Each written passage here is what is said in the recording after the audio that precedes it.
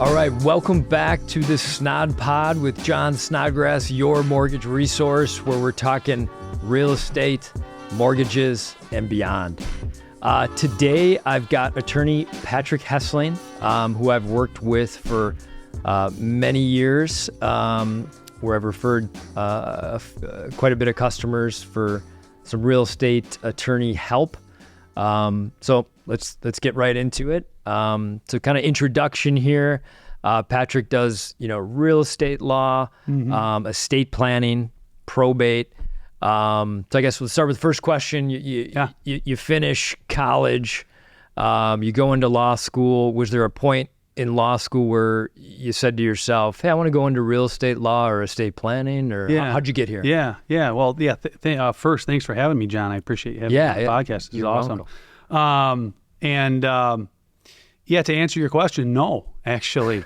I actually went to law school. I was a undergraduate with a criminal justice degree, and I had intentions of going into federal law enforcement. Okay. And so one of the avenues to get there is to go to law school, get a law degree, and some of the skills that you pick up in law school are desired by federal agencies. So that was actually my plan back, what's now some 20 plus years ago.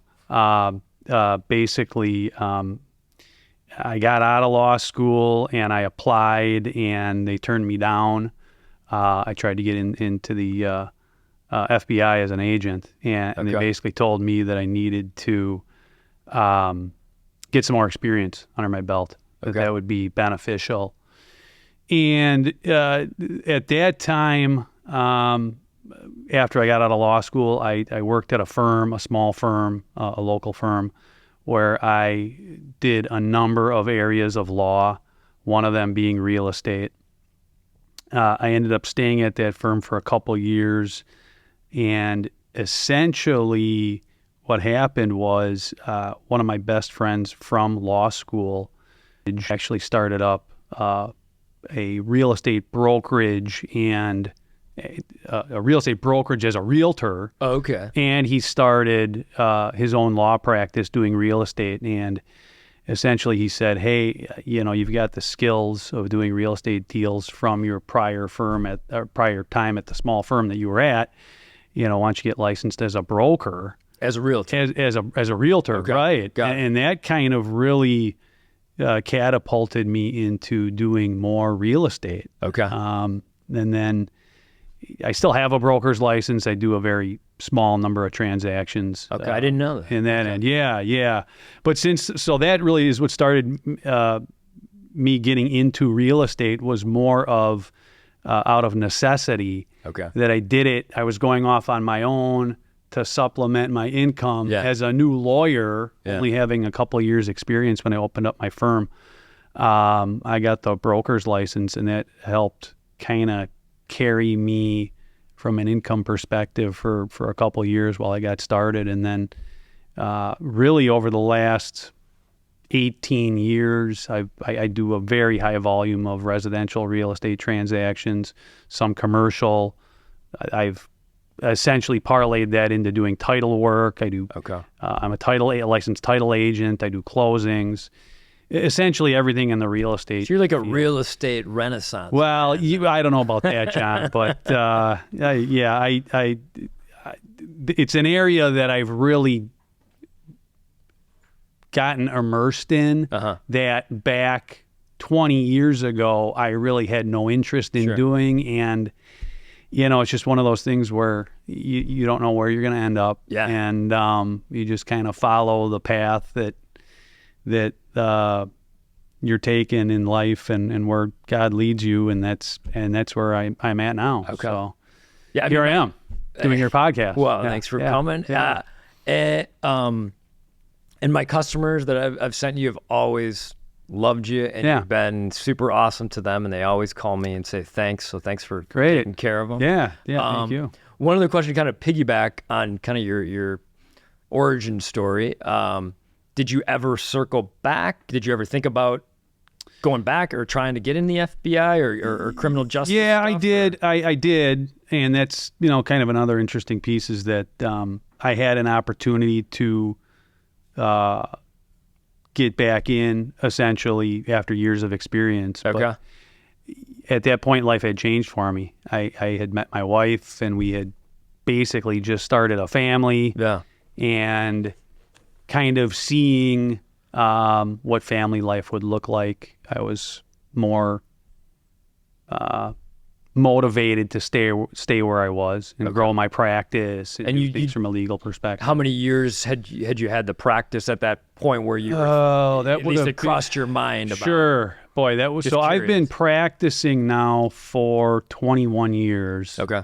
That would have been I was practicing law for a good 6 or 7 years at that point. Okay, so you're building the practice and in between family life and the practices, doing Start well. taking off. Yeah. Hey, what?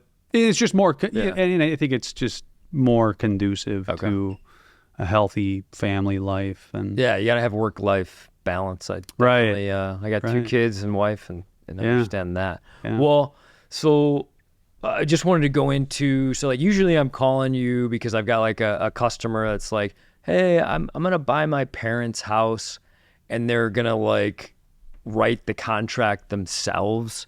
Or it's like a recent one was, hey, I'm buying my neighbor's house. I've known him for 30, 40 years. Mm-hmm. I'm just going to write the contract. I'm like, hey, just call Pat and just talk about it. Just spend a little bit of money to make sure that this gets done right. So we don't get in the middle of the deal and like things are, So anyways, thanks for taking care of them. But I feel like that's usually the typical client I'm sending you is that scenario.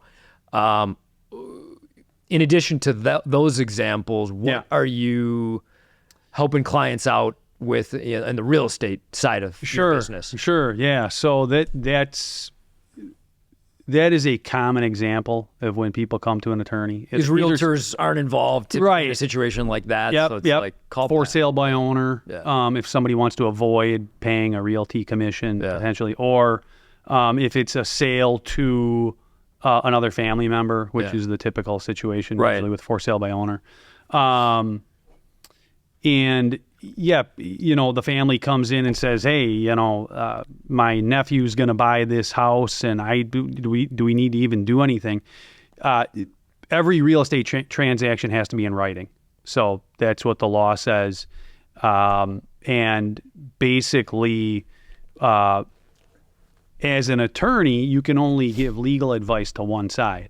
So we can usually handle the deal where I'm solely representing the seller, and then buyer can continue on with the purchase on their own if they want, even though I'm not technically representing the buyer. Or they could go get their own attorney. Or they I could feel go like a get lot their of times, like you're dealing with the seller and the buyer's like okay with things. Is that fair to say? Okay. Yeah. Because they're family members and they trust each other. Right. Yeah. So I do a lot of those types of transactions. There's others that are kind of standard. There's others too where the seller and or buyer has an agent, has a realtor working for them. Okay. And maybe because of the size of the transaction, one of the parties wants an attorney who can provide legal advice, can provide a second set of eyes on the deal, and can really be there in case anything goes somewhat sideways with the transaction. So, if there's a title issue that shows up on the commitment, or maybe there's some contentious negotiations post-inspection that come up. Okay. Earnest money disputes. Okay. Situations like that. I feel like I come across that type of scenario when we've got realtors involved, and like the most recent one was out in Lake Country. I want to say the home was somewhere between $2 to $3 million in the last year. Okay. And they had an attorney. Everything was fine. Yeah. But I feel like attorneys come in on those bigger deals? Sure. Any reason why? I mean, maybe on a lake, there's some sort of... Sure, yeah, there could be some property interest issue with the lake. I would say most of the time, especially when you're dealing with that high of a purchase price, you're probably going to be dealing with a broker or a realtor on the seller's side who's very skilled and knows all the pieces to the transaction. But they're limited. I mean, they can't give legal advice, obviously. Sure. So, Yeah. so having that attorney there to kind of quarterback the transaction, make sure that it goes smoothly. Okay. Make sure that all the T's are crossed and I's are dotted is important. And really, relatively speaking, when you're dealing with that large of a purchase transaction in the multi-millions of dollars spending, $1,000 or $1,500 or $2,000 on an attorney is well worth it. To make you feel comfortable. To have that peace of mind. Buying $2-3 million. I mean, the way the lake property's going these days is like, I mean... It's insane, right? Right. To get on some of these lakes. And million doesn't even cut it anymore. Yeah, right. So it makes sense. So hire you. Yeah. If you're in that realm of customer. Sure, I'd be happy to. Well, perfect. Can you stick around for a little bit more? I wanted to go over maybe some estate planning. Sure. All right. Can you give your credentials or your practice, where it is, and phone number and stuff? Yeah. So my practice is in Greenfield. It's on 85th and Forest Home. I have a website. It's HesslingLawOffice.com, and our office number is 414-448-7250. All right. Great. Yeah. And then if you ever need to get a hold of Patrick, just, call, email me. You know where to find me. But thanks for tuning in. Stick around for part 2 with attorney Patrick Hessling, where we're going to talk some estate planning and trusts and how that goes into real estate sometimes. But thanks for listening to the Snod Pod with your mortgage resource, John Snodgrass, where we talk real estate, mortgages, and beyond. Thanks for listening.